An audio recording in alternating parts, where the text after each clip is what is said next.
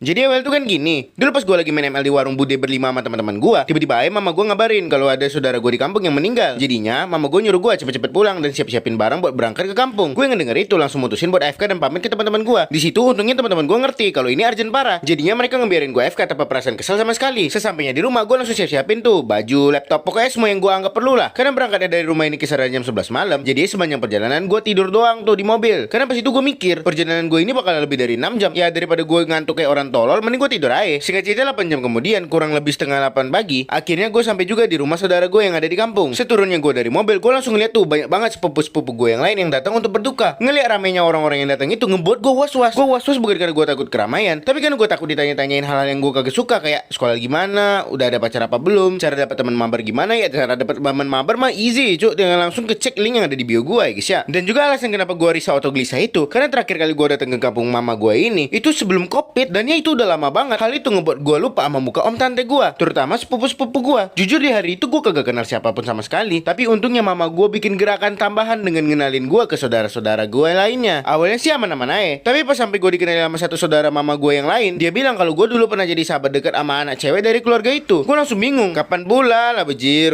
Jelas-jelas gue orangnya tertutup. Di saat gue mikir gitu, tiba-tiba ada cewek sumuran gue datang ke sini dan langsung dikenalin tuh sama saudaranya mama gue. Dia bilang si cewek itu namanya Chelsea, dan dia ini orang yang dari tadi diceritain sama mama gue. Dia orang yang dibilang sahabat gue gitu. Reaksi gue pas itu kayak oh doang, karena ya gue harus ngapain anjir. Singkat cerita mak gue diajakin pergi gitu ke tempat lain sama saudaranya. Jadinya mak gue nyuruh gue buat berbaur sama saudara-saudara gue yang lain. Gue sih ngiyain doang, tapi kagak gue lakuin karena gue malas banget gitu berbaur sama mereka. Karena gue ini beda, gue kagak ada mirip-miripnya sama mereka. Mereka semua pada putih kan, sedangkan gue di sini hitam sendiri gara-gara turun dari kakek gue. Jadinya ya gue malas aja gitu ngumpul sama mereka. Jadinya gue mutusin tuh buat duduk di pojokan main ML sambil nyemil-nyemil risol yang udah ada disediain. Pas gue lagi asik-asiknya sendiri, tiba-tiba Chelsea datang ke gue dan dia ngomong ke gue, Ren, ingat nggak sama janji yang pernah kita buat? gue yang ngedengar itu langsung bingung. Janji-janji apaan tai? Orang kita juga baru ketemu. Tapi pas gue keinget kalau mama gue bilang kalau gue masih Chelsea ini sahabatan dari kecil, jadi gue jawab gini, janji ya? Kayaknya ada, tapi aku lupa. Emangnya apa? Terus dia bilang kalau gue sama dia pernah buat janji buat nikah bareng. Tapi pas itu gue bikin syarat kalau si Chelsea itu harus cantik dulu. Gue yang ngedenger itu kayak langsung anjing, beneran. Terus dia langsung gangguin kepalanya. Selesai itu dia langsung lanjut ngomong, Gimana? Sekarang aku udah cantik belum? selesai dia ngomong gitu, gue langsung ngeliatin dia dari atas sampai bawah dan nggak bisa dipungkiri dia emang cakep banget, bener-bener cakep sumpah. Emang curang banget sih genetiknya. Gue di situ sadar kalau pilihan ada di gue. Kalau gue jawab jujur, pasti gue bakalan berhubungan sama nih orang. Sedangkan kalau gue jawab bohong, udah pasti kehidupan oleh gue kagak keganggu. Jadi gue mutusin buat ngejawab cakep sih Cel. Dia ngedenger itu langsung senyum-senyum dan nggak pakai bacot, langsung duduk di samping gue. Dan dia ngomong gini nih, Aku ngomongin ke mami langsung ya, nanti mami bisa ngehand. sebelum dia kelar ngomong, gue langsung refleks ngetutup mulut dia. Karena gue tahu dia pasti langsung pengen nikah. Sedangkan gue kagak, boro-boro nikah. Gue aja kagak tahu apa-apa tentang dia. Mungkin kita emang sempat dekat, tapi ya zaman-zaman kapan itu? Jadi sebelum dia selesaiin kata-katanya, gue ngomong gini nih, Cel,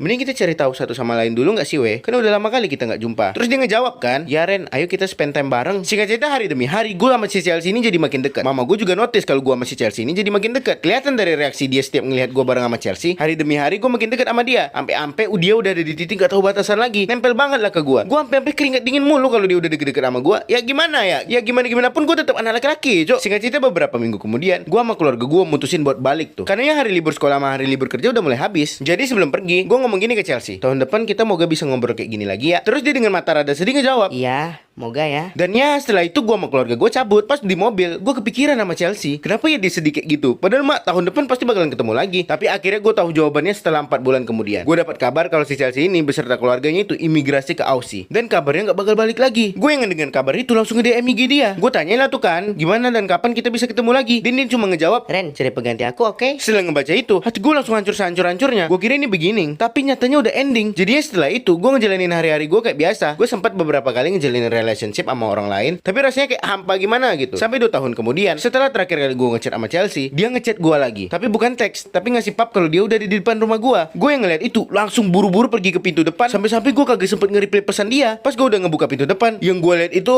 kalau rame lanjut part 2.